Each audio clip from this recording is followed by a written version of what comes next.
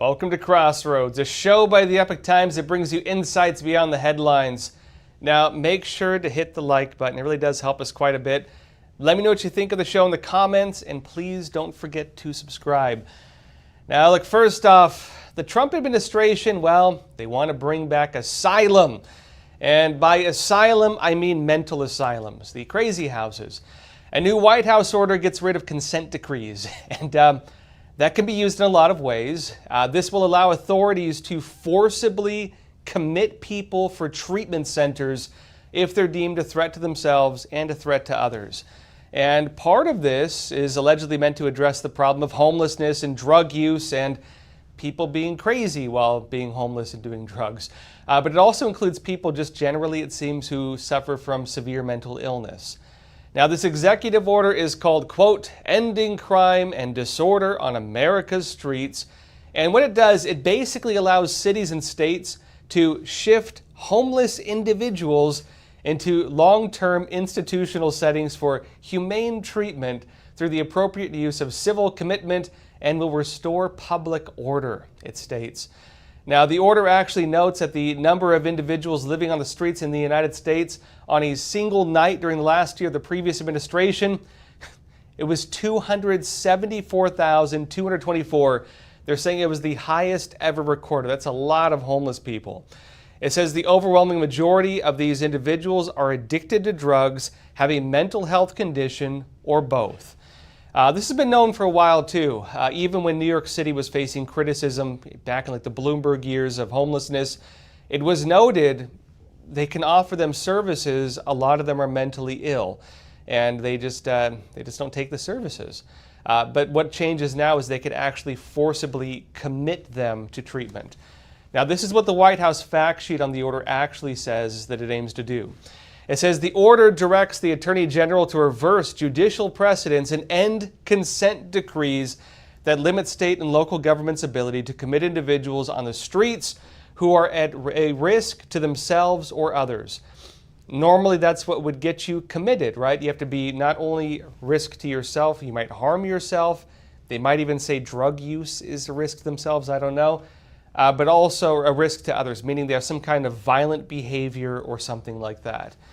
Now, notice the order requires the Attorney General to work with the Secretary of Health and Human Services. That's going to be, of course, Robert F. Kennedy Jr., as well as the Secretary of Housing and Urban Development and the Secretary of Transportation to prioritize grants for states and municipalities that enforce prohibitions on open, illicit drug use, urban camping. That's the new word for being homeless, urban camping. But of course, you've probably seen it. People set up actual tents on the streets and stuff. I mean, you could say they're camping, but also loitering. And they also call it urban squatting and track the location of sex offenders. So sex offenders also are going to be rounded up for this, apparently. Now, notice the order redirects funding to ensure that individuals camping on streets and causing public disorder and that are suffering from serious mental illness or addiction are moved into treatment centers, assisted outpatient treatment, or other facilities. Meaning it's going to be good old-fashioned mental hospitals, the ones that they previously closed down, as well as like probably halfway houses, outpatient treatment, and other things. We don't know what that is. Maybe, AA or Narcotics Anonymous or something like that. Now, notice the order also ensures discretionary grants for substance use, disorder prevention, treatment, and recovery. Do not fund drug injection sites or illicit drug use. And that's important because, the shift in terms of how you deal with drug problems, it changes city by city. In New York, they're talking about, it's on the political campaign right now. Part of the solution being posed in New York to deal with the drug problem is to create safe places for people to do drugs. Now, you could argue that gets them off the street. They're not doing drugs on the corner down the street. But of course, it doesn't stop them from doing drugs. There's steps in place to ensure that money from this program doesn't go to that kind of stuff. It also said the order stops sex offenders who receive homelessness assistance from being housed with children and allows programs to exclusively house women and children, meaning And I've met women who, were in situations like this where they had to go in houses like this. You don't want to be in the same house as a man who's a sex offender, right? So they have stuff in place to make sure that doesn't happen. It says it's also ensuring Americans feel safe in their own cities and towns. President Trump is taking a new approach focused on protecting public safety because surrendering our cities and citizens to disorder and fear is neither compassionate to the homeless nor to other citizens. It says the number of individuals living on the streets in the United States on a single night during the last year of the Biden administration, 274,224, was the highest ever recorded, as we mentioned. And it says the overwhelming majority of these individuals are addicted to drugs, have a mental health disorder, or both. Federal and state governments have spent tens of billions of dollars on failed programs, things that did not stop the problem, it says, that address homelessness but not its root causes, leaving other citizens vulnerable to public safety threats, as you've seen in New York, where a crazy person might just pull out a knife and start threatening everybody. It says also shifting these individuals into long-term institutional settings for humane treatment is the most proven way to restore public order, meaning mental hospitals, the good old institutions. And what's interesting here is they refer to them as long-term, suggesting they're going to put them away for a while, probably, depending on the person. It's not limited to that. Again, they're talking about outpatient facilities, but some people might be long-term institutionalized. Now, there's other arguments with this. One of the reasons why mental hospitals were shut down in the first place was because they weren't always humane. In fact, the inhumane treatment of some mentally ill individuals was the reason they closed them down. You could also argue that was a long time ago, and the world has changed quite a bit since then, and we have new standards on basic human rights, and also oversight to make sure things like that do not happen. So we will find out probably. Now, look, meanwhile, on another topic, well, your good old tax dollars may have gone to an organization that engaged in censorship. Newsbuster said this. MRC Business discovered that the CPB, the Corporation for Public Broadcasting, which is fully funded by tax dollars through federal appropriations, your tax dollars, gave $599,330 to the Poynter Institute for Media Studies in 2023. And notes that Poynter, which runs the left-tilting international fact-checking network, was heavily invested in helping big tech platforms like Facebook widely censor supposedly, quote-unquote, troublesome opinions on the COVID-19 virus, among other topics like elections and abortion, meaning, in many cases, partisan censorship, because a lot of these things were very partisan in terms of the way people viewed them. I'd say especially when it comes to election information, let's just call it, or the issue of abortion, right? And even COVID-19. That was also very partisan, divisive in terms of where people stood on, let's say, for example, forcible injections and things like that. Now, look, this goes back to the question, really, though, I'd say, with Poynter and them having some operations to engage in censorship. This goes back to the question of how we define First Amendment violations of free speech. Because, look, technically, the government cannot censor your free speech, but a private organization kind of can. You can't go into a building and just say whatever you want. If someone comes into your home and starts saying crazy stuff, you can kick them out, right? The government is not allowed to engage in censorship. The problem you have is this, though. It raises the question, is it okay if the government gives money to an organization to carry out what it cannot legally do? So if an organization is a censorship group, the government can't censor, but they give money to that organization to allow them to carry out, in some cases, partisan censorship, maybe in favor of the political party in power. Does that constitute government censorship? Is that illegal censorship by extension? Now, that's an ongoing debate. The Trump administration did have some lawsuits on that. A lot of them kind of got thrown out. But that's an answer this country still needs to have. Because look, what if an organization does other things even. Pointer, they have a lot of normal journalistic operations. It's not like they're 100% dedicated to like helping fact checkers or something like that. One part of their operation was working on these things. Does that represent government censorship? I mean, this is kind of where the whole debate is right now. We're still waiting for answers on that because we don't have the answer in terms of how the court is going to weigh that. Now, look, in other news, though, the Chinese Communist Party has been involved in many of these so-called grassroots or just general protests in the United States we're seeing across the country. A lot of these people say, hey, the Chinese Communist Party is behind it. Is that the case? Well, yes, kind of. And now Congress is actually taking a move on this. I'll be talking more about the CCP's involvement in the mass protests in the streets of the United States after we come back from a quick break. All right, just to pause here for a super quick moment. You are, of course, watching Crossroads with Joshua Philipp.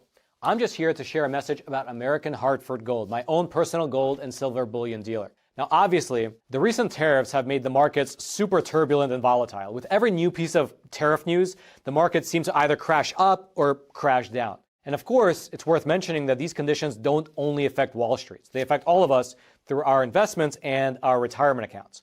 That's why I'd like to introduce you to a company that I trust and I myself use to secure my own savings, American Hartford Gold. They specialize in helping Americans move our assets into something tangible, into something you can actually hold, which is physical gold and physical silver, two precious metals that act as a hedge against all those decisions being made in Washington, D.C. They have an A+ rating with the Better Business Bureau. They have thousands of 5-star reviews, and they make the whole buying process super simple. Your metals can be shipped directly to your door, or you can transfer your current retirement account to a tax-advantaged gold IRA. And the best part is that right now, American Hartford Gold is offering an exclusive offer. When you call them today and you mention the name Joshua, you could receive up to $15,000 in free silver with your initial investment. Take advantage of their special offer. You can either just call them at 877-260-2764 or text Joshua to 65532. All their information will also be down in the description box below. And now, back to Crossroads. Welcome back. If you're enjoying the show, please support us by hitting the like button. Let me know what you think of the show in the comments. And also, please don't forget to subscribe. This really does help get the show out to more people. And just reading the chat, Seymour made a really good point in terms of whether censorship by extension would constitute censorship, right? He made the point that if you hire someone to rob a bank, does that mean that you robbed the bank, right? If you pay someone to carry out a service that would be illegal if you did it, are you guilty by extension?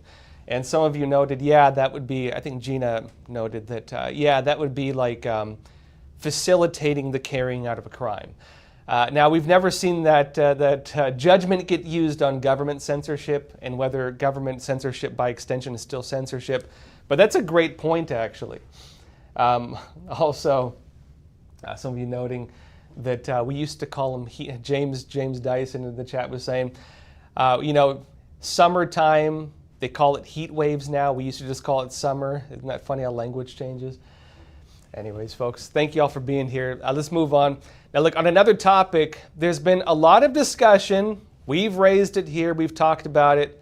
Is the Chinese Communist Party behind the protests we're seeing on America's streets all across the United States? Well, the answer is kind of. And Congress has now posted about a report that actually details some of these connections. This is from the House Select Committee on the Chinese Communist Party, Congressional Committee, and they say this: the CCP loves pro-Palestinian activism. This new report shows how the CCP is using its financial, media, and ideological allies to support and amplify pro-Palestinian activism in the U.S. through figures like Neville Roy Singham and aligned nonprofits such as the People's Forum and Answer Coalition. It says the CCP has cultivated a network capable of organizing mass protests, producing compelling media, and disseminating anti-U.S. and anti-Israel narratives under the guise of grassroots resistance, meaning the CCP is puppeteering mass movements in the United States. The way this works, there are individuals who do this, not even just the CCP. You call this above and below tactics. So if you can influence media, if you can influence influencers, if you can influence grassroots organizations like nonprofits or let's call them community organizers, if you can control these, you can influence a country. You can create protests, you can manufacture opposition, you can basically destabilize a nation or destroy a targeted group. The way it works is this. You have the media stir the pot. The media produces disinformation. Maybe they report about something that didn't happen. Maybe they lie by omission. You can make any group look bad, no matter what it is, if you only report the negative side of it. And so if you only report he said, she said type rumors, a guy who's a refugee claims this happened, and another one corroborates the claim. Maybe they're in cahoots with each other. Maybe it was rumors they heard. Who knows? But the media quotes these two people, or maybe a third one, and then calls up an expert who's also biased, publishes a story, then funded, activated through the exact same, CCP organization. They then have the grassroots organization start a protest. This is coordinated. This is operated. This is how they do it, right? They then react to that and say, how dare this happen? We need to do X. We need to go against the United States, or stop this policy, or eliminate this politician, or condemn this group of people in the United States, or whatever, right? A lot of this in particular on this one issue is about them going after Israel and Jews, right? Which you've probably seen a lot of lately. They do that. And then they feed off each other. So the protests grow in size, the news articles respond to the protests, and then what happens? You start getting grassroots, like legitimate grassroots buy-in. People get riled up, they start joining it. The media reports on it even more. They get experts to comment on it. Paid or unpaid influencers on the internet react to it, and then before you know it, you have a mass movement. This is the method often used for color revolutions. And so what they're saying here basically is the CCP is doing this. They're talking in particular about the pro-Palestine protests, but they do this on a lot of things. Let me show you the actual report being referenced by Congress. And remember, this is Congress pointing to this, right? And I should note too, the committee against the CCP is very bipartisan. It's Republicans and Democrats, and it's one of the few congressional groups that really tends to not have a lot of divisions across party lines. They tend to be pretty united on stuff. I don't know about on this one, but generally speaking. This is the report they point to from George Washington University. It says, this report examines how pro-Palestinian activism in the United States is increasingly intersecting with influence operations tied to the Chinese Communist Party.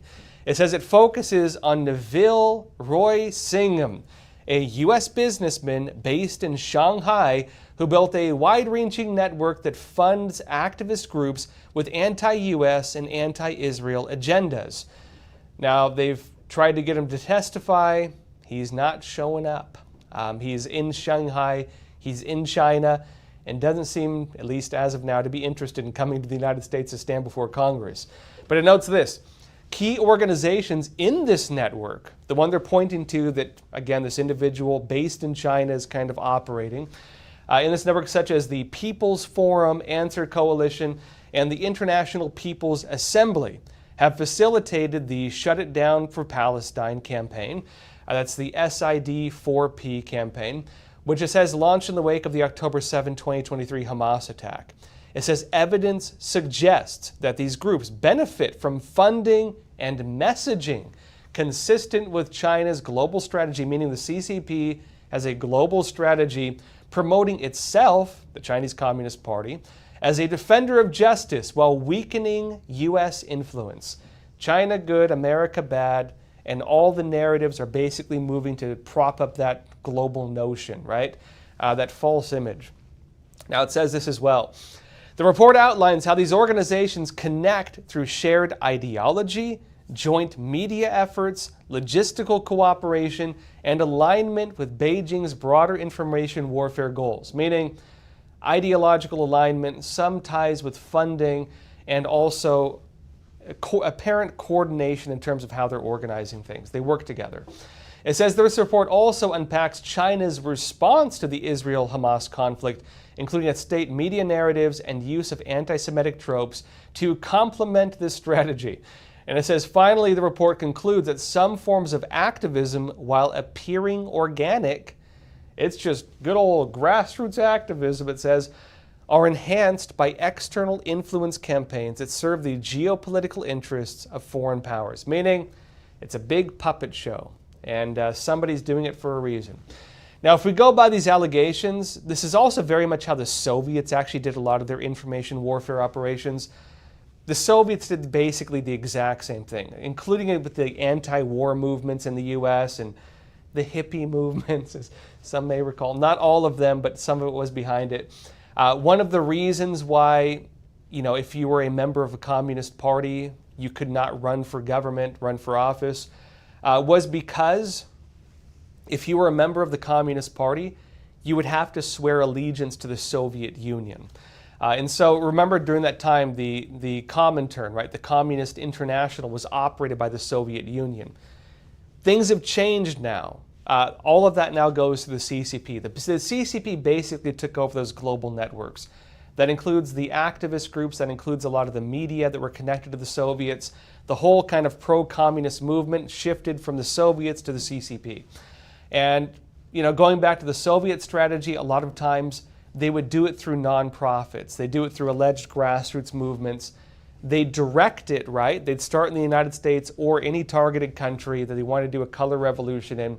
Sometimes it would just be through maybe a key individual, maybe a couple individuals, and like a head pulling the body of a snake, right? Maybe 90% of people don't know they're being puppeteered, but the people leading the group know that they are. And that's how they stir up mass movements. In other words, it does seem the CCP has some connections to these mass protests we're seeing. It doesn't mean everybody who's into it is, getting paid by the CCP, but some of the main organization does seem to be tied with it. Now, meanwhile, foreign companies that moved their businesses to China are in the finding out stage. And they're finding out in particular why going to China was probably not a very good idea. The Chinese Communist Party has changed one of its laws and now allows the CCP to actually punish foreign companies. If you want to leave China, well, good luck on that. They can rob you, they can imprison you, they can do many things to prevent you from leaving or take everything from you by the time you get out the door. It's the Hotel California, right? You can stay, but you can never leave. Now, this includes legal pathways also, where the CCP has given itself the right to steal intellectual property. They've legalized theft from foreign companies. And they've also made it so they can sue businessmen in Chinese courts, where basically they have no chance of ever winning, because the CCP, like again, a puppet show, they control both sides of this. They control the businesses and they control the courts. Good luck. Now, look, this is James Gorey of the Epoch Times. He wrote this. He talked about the law. He says, in short, Article 7, which is the law, gives Chinese authorities the right to seize or freeze foreign intellectual property, IP, of almost any kind. So anything you own, you no longer own. It is communism, comrade, and it belongs to the people. And by that, it means the Chinese Communist Party. Now, it says that list includes any patents, copyrights, trademarks, and trade secrets that are held in China. So if you made the mistake of registering your company or trademarks or trade secrets or copyrights in the Chinese system, the CCP owns them. It is for the people, comrade, and you, how dare you say that you have private property? It's because that's where it is now. Now, I should note, when it comes to the CCP, this is why it's a little complicated. If you're a business and you made the mistake of doing business in China, right? For a long time, the door was open. A lot of people thought it was a great idea. you would, if you had a trademark or a trade secret or a patent or a copyright, you would not only have to register it in like the US system, you would also have to register it in the Chinese system. So you would have to register it in both places oftentimes. So a lot of companies, even though they held the American IP, they would register it a second time under the Chinese system. And so what the CCP is doing now is saying, if you did that, it belongs to the party, and the CCP owns it. Now, James Gore continues saying this. He said, what's more, the law significantly lowers the bar for the Chinese authorities so that even minor or indirect involvement, a vague term to be sure, in foreign sanctions drafting or implementation will be enough to have your money, stock account, real estate portfolio, corporate equity, and yes, intellectual property confiscated by the CCP. They can seize your property, they can seize your investments, they can take everything from you, in fact. And they just gave themselves the ability to do it because they control the legal system. And he says, in other words, the new law is intended to be punitive. They can punish you to any company that wants to curb the Chinese regime's illegal dumping practices in multiple industries, including solar and wind power, its legendary levels of IP theft, intellectual property, amounting to up to $600 billion per year from the United States alone, and other adversarial trading tactics that are intended to destroy competition and benefit the regime. On the point of dumping, basically the CCP right now has a problem of overcapacity. It produced too much. It has no place to sell these things at. Not just the United States, even other countries right now have anti-dumping laws in place. Europe in particular is not allowing the CCP to just dump all the, let's say, electric vehicles or food or something like that on the market. They're making it so they can't just dump it all in the market, because what will happen is these are oftentimes in China state-subsidized companies. They can sell at a loss and they're not going to go out of business. But if they dump their products onto a market at a very low cost, they'll cause all the other prices to plummet.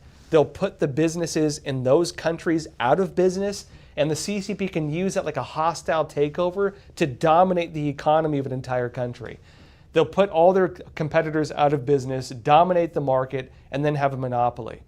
So countries are trying to prevent that from happening. Xi Jinping himself now is telling countries they can't do that. And what they did with this, they created a law where they can just eliminate, just massacre not only companies but even businessmen or investors if they refuse to abide by what the CCP wants. Remember, they were trying to lure in foreign investment and so on.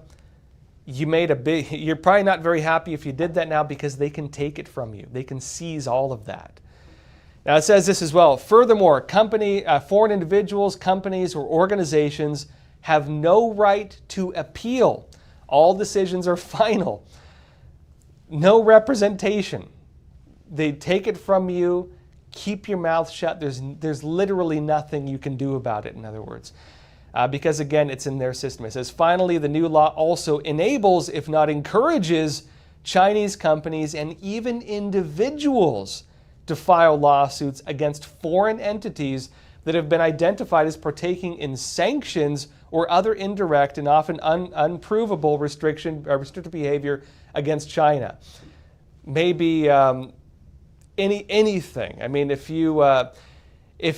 they think that you've engaged in sanctions. So for example, if Trump has sanctioned the CCP, a company can't sell a product to China, the CCP has created a law where individuals, not technically the CCP itself, but maybe the business leaders or the business that used to receive the product, or maybe the Chinese phone company that used to get the chips that can't make their phone anymore because of the sanctions, they'll target the individuals in the company and sue them. So what the CCP seems to be doing right here, it seems to be creating a pressure campaign. And what this will do is it'll make it so all the investors, all the businesses, anybody who is not able to sell goods in China, anybody who's restricted to do business in China, they'll now be incentivized to lobby our own government, or lobby the government of Europe, or lobby the government of any other country that has any of these things in place.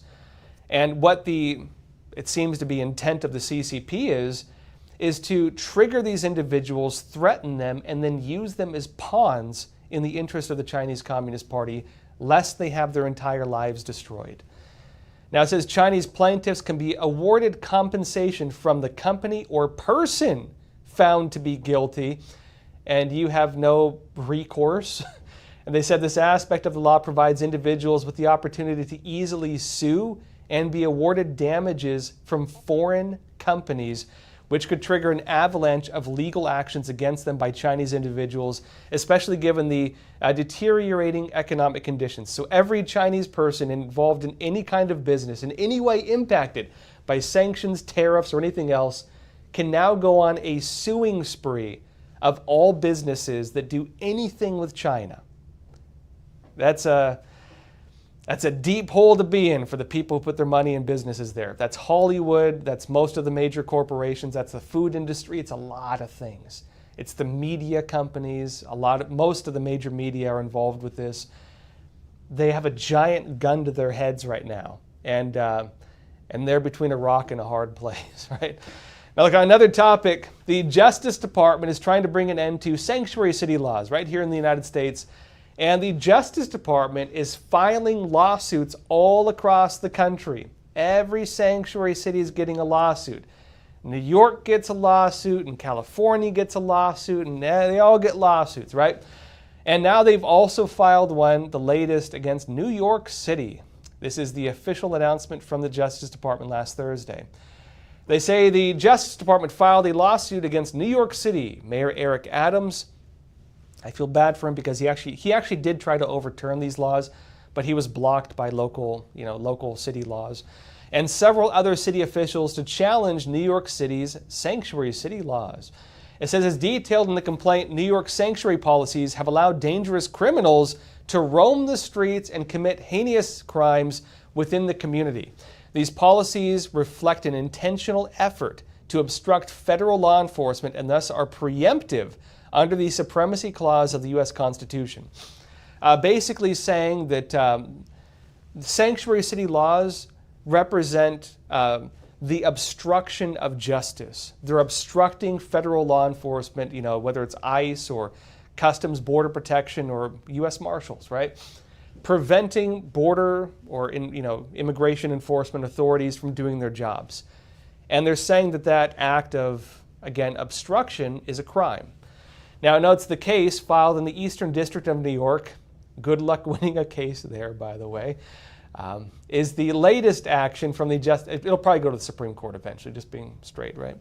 They say is the latest action from the Justice Department fighting back against unlawful obstruction of enforcement of federal immigration laws. In the past 3 months, the department has filed lawsuits against Los Angeles, New York State, now New York City, Colorado, Illinois, the city of Rochester, and several New Jersey cities to invalidate unconstitutional sanctuary policies. They say recently the mayor of Louisville revoked the city's sanctuary policies after the Justice Department threatened legal action. That was a big deal, by the way. Louisville became, I believe, the first major city to actually get rid of its sanctuary city policies. And that was because of the, again, lawsuit from the Justice Department. We'll see if the others fold. We'll see if they try to fight it in court. So far, they're trying to fight it in court. Now, look, on that point also, the Trump administration appears to be putting all of its pieces in place. They're setting up everything, right? Not just the 2D chessboard, but the 4D chessboard to carry out mass deportations. Now, the latest we saw with that was Alligator Alcatraz in the Florida Everglades, which is guarded by actual alligators. They didn't have to fly them in. They're there all by themselves. And they're going to be building more of them. They're in discussions right now with 5 other areas, 5 other states, to build additional deportation facilities.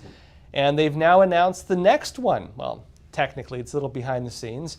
But this is going to be the largest deportation facility so far in the entire United States. Bloomberg said this: the federal government has awarded a contract to build and operate a sprawling tent camp at Fort Bliss, an Army base in Texas, to serve as an immigration detention center. And this is interesting also because, Texas kind of cooperates more with the Trump administration than some other states do. So this is not as difficult for them to do, but it's important to note they're actually using a military base for this, meaning if they can do it in Texas and create a working model for this, even without the cooperation of other states, if they can use a military base for these operations, they could do it anywhere. They could do it in New York, they could do it in California. Anywhere you have a military base, they could potentially replicate this. Now they say in the Trump administration's latest move to vastly expand space for such detention, because remember, that's kind of the bottleneck for deportations. They can round people up, but they have to hold them while they process them and then deport them. They can only hold them for about 14 days. And so if they don't have enough space, they have to let them go. And there have been quite a few cases of that. The bottleneck is the detention facilities, so they're building more of them. Now it says the work would turn the base in El Paso with more than 1 million acres and an airport into a deportation hub with 5,000 beds, according to a U.S. Department of Defense contract notice. 5,000 beds, it's a lot. It's not significantly larger than some of the other facilities, like Alligator Alcatraz, for example, but it would be the largest. And they say here that would make it the largest immigration detention facility in the country. It says the contract for Fort Bliss is worth $1.26 billion, less than the Fed renovations, and was awarded to Virginia-based acquisition logistics company through a special program that directs federal dollars to small businesses, according to two people familiar with the matter who asked to not be named, discussing something that has not been shared publicly. Meaning anonymous sources, so take it as you will. But it says the Army is putting up $232 million for the work. The Defense Department notice says this, and it says the Wall Street Journal reported earlier that the contract had been awarded but did not include its value or the winning bidder. Ken Wagner, President and Chief Executive Officer of Acquisition Logistics, declined to comment, and it says the Fort Bliss contract is by far the biggest ever for acquisitional logistics, which Wagner, a retired naval flight officer, founded in 2008, and it says it specializes in supply chain management, like the supply chain for deportations and other technical services, particularly for the U.S. military, according to Wagner's LinkedIn profile. Meaning, of course, they're going to be expanding these operations. Remember, this is just the beginning of it. You will probably start watching the construction of many facilities like this. One of the reasons for that is because, well, it was stated publicly. The BBB, the Big Beautiful Bill, or One Big Beautiful Bill, which was the reconciliation package, a huge amount of money from that is for the deportation efforts. Huge amount of money. You're going to be seeing this whole thing just get supercharged. ICE is getting a lot of money. A lot of money is directed to building new facilities. Some of it's being directed to hire new officers for this. They're getting ready to go into overdrive for these operations. And you know, there's two sides to this. There are a few sides to it. On one side, they're saying self-deport while you can, because if you do, you get $1,000 in a free airplane flight. You can fly in a normal airplane and you get paid money. If you don't, well, you possibly lose all of your assets. You get fined retroactively for every single day that you've been here where you have ignored an order to self-deport. Meaning if you got ordered to self-deport 10 years ago, you're going to be paying fines for every day of those 10 years. That's a lot of money. Also, they're going to hold you in these facilities, potentially seize all of your assets, and you can potentially never come back to the United States. The punishment they have in place is really, really severe. So again, it does seem to be this is the two sides to it. And they're moving forward with it, and they're also putting stuff in place to overturn the laws in different states and cities that are preventing the federal government from carrying out these operations. Technically, ICE can still operate in New York City, but they're restricted. Police are not allowed to work with them. Sheriffs are not allowed to work with them. And so that's what they're trying to overturn right now. All right, everyone, that said, questions, comments, anything you want to discuss, leave it in the chat. Let's jump into it. Martin McKenzie, you're saying, when will our government realize that we have to completely decouple from communist China. They are as evil as they can get away with all the time. They will never change on their own. Yeah, well, you'd think we would have learned the lesson from the Soviet Union, right? I mean, honestly, like every communist country tends to have the exact same problems. And the CCP is no different. And look, I know you have these TikTokers being like, ooh, neon lights, pretty, drone show, and they get caught in by the spectacle. But look, just having, again, they're a modern country. They're technically a developing country, but having drones and neon lights doesn't make you a humanitarian, decent country. You should really judge the nature of a regime by its human rights policies. Does it allow for freedom of speech? Does it allow for freedom of belief? What does it do to people who violate that? I had a friend I was debating with. He's a socialist, borderlining on he's more like a communist, right? It's complicated, right? These people. But, he was advocating for some of these restrictions. And my question to him was, well, when I refuse to comply, what do you believe the government should do to me? And that question is when you watch a bleeding heart socialist go from somebody who appears to be making compassionate statements to being somebody who is willing to throw you in a gulag. Because the question, of course, it sounds great. Hey, from each according to their ability, to each according to their needs. Hey, let's get rid of these beliefs. Let's get rid of these things that divide people, right? We're divided by cultures, and we're divided by identity, and we're divided by all these things. So just get rid of all of it. And then we'll live in a homogenous, happy society where it's of the people. Not of the people, for the people, by the people, but of the communist regime that oversees everything and crushes dissent. The simple question is, if I refuse to surrender my religion, if I refuse to keep my mouth shut, what do you believe the regime should do to me? What do you believe it should do? And that's when you say, well, communism and these policies cannot exist without tyranny. They cannot exist without authoritarian rule. They cannot exist without human rights abuses, because such restrictions can only be enforced with abuse. And so that's the question that kind of breaks the mind, I think. Oh, wow, you can't have these things without human rights abuses. And that's when you watch the whole narrative fall to pieces. On the point of human rights, the Chinese Communist Party is the worst abuser, I'd say probably in the world. You have some regimes that are kind of close, but behind closed doors, the numbers of people, because China's such a big country, the numbers of people persecuted, tortured, enslaved, abused, repressed, censored, it's unlike anywhere else in the world.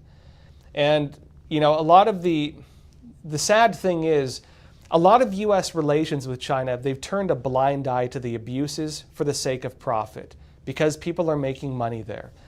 What the CCP is now doing, ironically, with these really abusive policies against the investors and businesses, it's making it too dangerous to do business in China.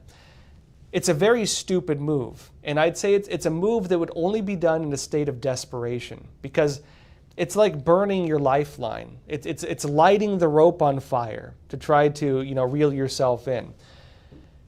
If they fail to control the business leaders, if they fail to use the investors as their pawns to go and lobby governments, they will lose the one thing that has prevented, even though I disagree that this was a reason used for this, financial interest, the one thing that prevented many people from criticizing the CCP. People were getting rich off it. People were making money off it. Businesses were getting filthy, and I mean filthy in the literal sense, filthy rich, using slave labor in China and turning a blind eye to these abuses. As soon as you eliminate the financial interest, that little lifeline is burned and it's gone. And I do think that, I've said it before and I'm standing by it. I do think we're going to watch the CCP collapse. Who knows how soon, but I'd say we will watch it collapse. And you're watching the death throes of a totalitarian, abusive, and evil regime right now. Although I would say it's more dangerous than ever right now also. You're going to watch it get increasingly abusive because it's lashing out. You're watching the death throes of it right now. And like a drowning person, get too close, it'll drag you down with it, right? Seymour Butts, he's saying, one problem we have here in the U.S. is that we always act like anyone from another country has the same rights that we do. Yeah, and I mean, it's complicated for Americans. We used to have a policy where the United States would only have this was like going back to like early American colonies, early American republic. We would only really recognize other countries that shared our values. You had to be a democracy or I don't know, they call it like a representative monarchy or something like that, right? they have those too. You had to an extent share our values. You have to, for example, have some semblance of human rights, or the United States will sanction you. This represents what is often referred to as the Pax Americana, the peace under America. America is an idea. The United States is an idea that is enforced to an extent globally. We represent, and this is something that when people criticize America, they often don't even understand this is something that exists. The state of the world right now is not something that the world has really seen in the past. The idea of human rights, the idea that slavery is wrong, the idea that people should have freedom of speech, the idea that you should be able to have the religion you want to have and not be murdered for it or enslaved for it or something like that. This is a relatively new concept. The idea of having a global standard of human rights is a new concept, and that is mostly enforced by the Pax Americana. And part of that, by the good old American dollar, it is true. To the credit of the Federal Reserve, which, gets criticized quite a bit. The fact that the US dollar is the world reserve currency, the fact that ties into the ability of the US to sanction countries that go against US, basically moral standards. That if a government represses its people, if a government enslaves its people, you might get sanctioned by the United States. If a country invades another country through unjust means, you might get sanctioned by the United States. And the United States very often does this. Now, part of that also ties into the American idea that other people should share, to an extent, the freedoms that we enjoy. And Americans, and I learned this personally, we like to think that everybody thinks like we do. We like to think that everybody cares about the rights of others. The American idea is based heavily on individualism. We value the individual over the collective because the individual is the greatest minority.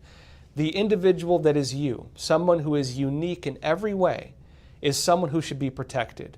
And that means your beliefs, your speech, your beliefs, no matter how crazy they are, we will protect you. Your speech, no matter how offensive, you should be protected. Your ability to have some form of self-defense, or at the very least, some process through which to find relief from abuse. These are the ideas the United States has. And in terms of what we believe other people should have, we also believe that.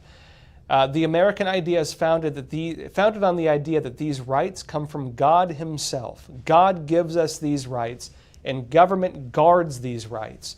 And the American government tries to guard these rights, not even just in the United States, but everywhere. The problem is not everybody thinks like that. If you go to some countries, and I've talked to people who've, I'll give you an example. I have a friend from the Philippines. He lived through some of the terrible, communist uprisings there. They had a lot of guerrilla groups that basically worked as gangs. Some of these gangs would have kill-on-sight orders for police. The police had kill-on-sight orders for them. And so he said it was very common for him walking to school in the mornings. You'd see a dead body floating in the river, and you just wouldn't feel anything. It was normal. And, the idea was, well, I'm still alive. That's not me, and that's what it is. This friend told me that it never occurred to him until he came to America that you should care about others, right? That's kind of an extreme example of somebody who grew up around a lot of violence, right? Grew up around a lot of violence. But there are some countries too where I wouldn't say it's everybody, but it's more common where people just say, well, why would I care about human rights in other countries? And I would say to an extent, you even see that spreading in the United States now. There are movements now talking about that. But it does go against what America has in many ways always represented, which is an idea that we are given rights by God and we should defend those rights. Americans more so than anybody care about that. Now back to Seymour's point, because I know you're not just referring to that, right? Back to Seymour's point, that the problem we have in the U.S. is that we always act like anyone from another country has the same rights we do. People take advantage of us, you know? Americans, we don't get deported because we're American citizens. We have the ability to contest things if we're arrested.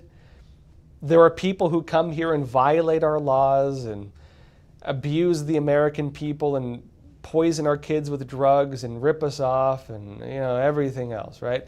And then when you try to do anything about it, they cry wolf and say, how dare you, how dare you, right? How dare you abuse me? And claim that they should have all the legal protections we have that will indefinitely prevent them from facing justice. Is that right? Right?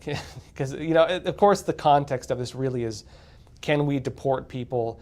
And do they have due process for like every one of those 20, 30 million people to contest it, which means you would never be able to deport them. Is that legal? Should that be the case? Should they be able to get, welfare and free health care? Are they entitled to all of this? Or is it original sin? No, by violating the law as you enter this country, everything else is predicated upon your violation of American law. And that original sin should be the one thing that, fruit of the poisonous tree eliminates all these other things you believe you should get. And that does seem to be the way it's being enforced now, in terms of the way the Trump administration is carrying it out, and in terms of Supreme Court determinations. That is the way it's being carried out. Gina Mikulik, you're saying harsh truth. People are so adverse to being uncomfortable that they will do anything to stay comfortable, even though that comfort is killing them. Yeah, I've thought about this quite a bit. So, okay, call me odd, but as a kid, I grew up between wealthy and very poor families. I have family who are on welfare. I have family who are multimillionaires and live in massive mansions, right? So, like, basically people who have so much money that there's nothing they can even spend it on, right? And you see there's only so many cars you can buy, and you can only buy so many houses before it stops meaning anything, right? Literally, you reach a stage where money doesn't really do much more. I've seen both sides of it. I have family on food stamps. I have family who basically have almost nothing, right? And, because my parents were divorced, I lived between both of these houses. I would oftentimes spend the weekdays living with my mom, and, she's not really rich, but, her family is more wealthy. And then my dad's family, my dad was kind of wealthy, but his family is not so much. And so, they lived in a multi-generational household, grandpa, grandma, aunts, uncles, cousins, all living together. And, I'd often stay between both of these houses. And because of that, I could actually see what each side had and what each side lost. And sometimes actually you do find that there's a coldness that comes from wealth. I don't think there's anything wrong with being wealthy, but you do find that people are somehow closer when they don't have as much. So, my less wealthy family, every weekend there was a birthday party, and every week, and my other family did that too, but you'd have barbecues all the time, and you start seeing that money isn't everything, right? Money isn't everything. And I can tell you, I also dealt with something that I feel maybe a lot of wealthy kids deal with, I call it agonizing comfort, is the coin I termed from it. Agonizing comfort. The lack of adversity, the lack of hardship. There's actually something painful about it. And I would actually think that when you see wealthy kids acting out, it's because they crave hardship to an extent. I do think that, I actually think, I don't know for women, but I think for men, you need hardship to temper you. You need some kind of challenge. You need something, you need a mountain to climb over. You need something to aspire towards, or you're just going to wither away. And so I was probably an odd kid where, you know, I'd pray and stuff like that. I'd actually pray for hardship. That may sound weird. I'd say, please give me hardships to make myself stronger, is what I would often pray for. Rather than praying for good health or comfort, I would pray for challenges. I'd pray for, give me something that I can overcome, but that will make me a better person at the other end of it. And I think to an extent my views on life are still kind of like that. I don't run from hardship. And I think that kind of unwavered determination is what will create successful people, even in difficult environments. It's the way I was taught. It's the way I was raised. I'm not the only person in my family who thinks this way. You know, and again, I think that I think the aversion to hardships is making people ill these days. When you see people these days, and I'm not trying to criticize them, I understand what they're going through. They're addicted to feeling like a victim. Every wrongdoing is trauma. Every mean person is another brick in the wall that they've used to shut themselves off from the world. Everything they're born with that they believe puts them at a disadvantage is something else to use as an excuse to not aspire, to not try. And what they do is they wither away. And the only way you can solve that is if somebody comes and, you know, coddles you. Now, I think compassion is a good thing. I think you should care for people, but you also need people to get up on their own 2 feet and make an effort, right? I'm a strong believer that when you're faced with hardships, you have 2 choices. You get buried by them, or you learn to step up and use them to elevate yourself. I strongly believe this. I believe that if you can forgive, you can overcome trauma. I believe that if you can take things lightly, you can overcome, you know, oppression and, you know, the weights of all these things. There are some people who disagree with me. You can take me as an example and take my family as an example. I know many people who've been in situations where they could have just given up and they could have, you know, they could have cried about it. They would have been justified for it. But rather than do that, they took the hardship. They forgave the people who wronged them. They took positive lessons from it rather than negative lessons. Because look, you have a choice, I think. When someone has wronged you, you have 2 choices. You have forgiveness or you have hatred. And you choose which one you want. And the only person you're abusing with hatred is yourself. Forgiveness, I think, is what alleviates that. And so I'm a big proponent of forgiveness, and a big proponent of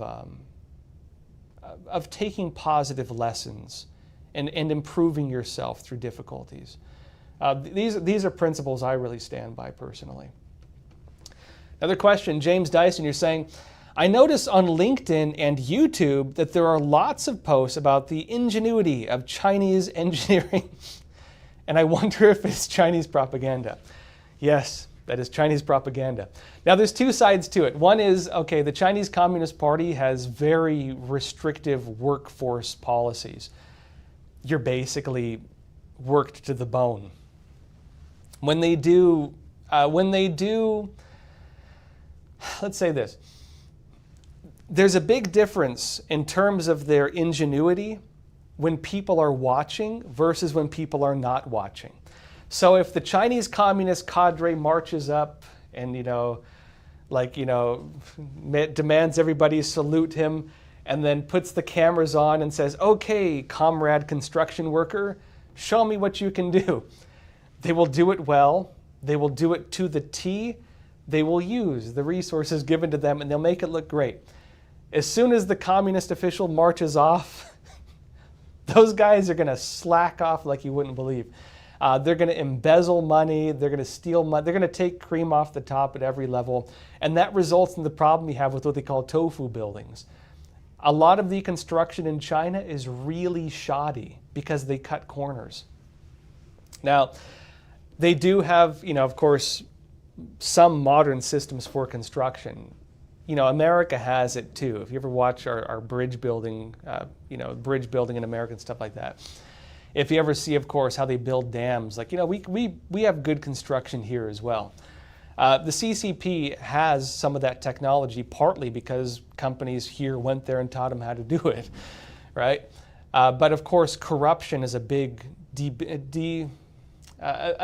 program that kind of rots away at the core. And so everybody has the same capabilities, basically, in the modern world. If you have the money, you can have the capabilities. The issue is, to what extent does the individual have the integrity to work hard and not take some cream off the top in order to embezzle money and enrich themselves at the cost of the integrity of the building?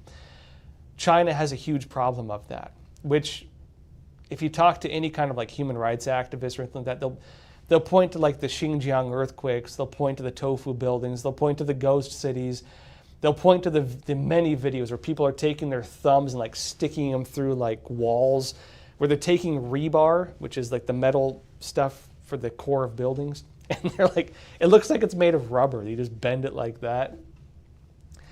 The stuff's terrible. Talk to anybody who works in construction who tries buying steel from China, and they'll talk about the quality of it. There's a lot of stuff like that. And so, yeah, the videos are shiny and they look great. It's propaganda. It's propaganda. So, and the CCP is doing a lot of it right now. They're doing very large-scale information campaigns, including paying influencers, including controlling algorithms, especially from TikTok, because TikTok is not limited within their own bubble. They can make things go viral on TikTok, and they'll be picked up by people on Instagram and YouTube and stuff like that as well.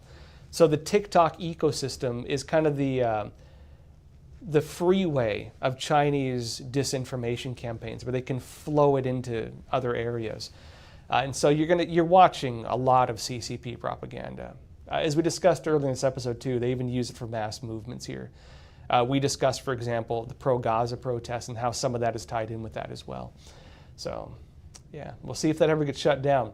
Congress and the Supreme Court determined that TikTok should be closed. Trump put that on hold. He's trying to make a deal to buy it. We'll see what happens. But anyways, folks, happy Monday. Thank you so much for being here. Let me know in the comments what you think. Let's have a philosophical discussion today. What do you think about hardship? I'd say it's mixed. If you give someone too much hardship, you'll crush them.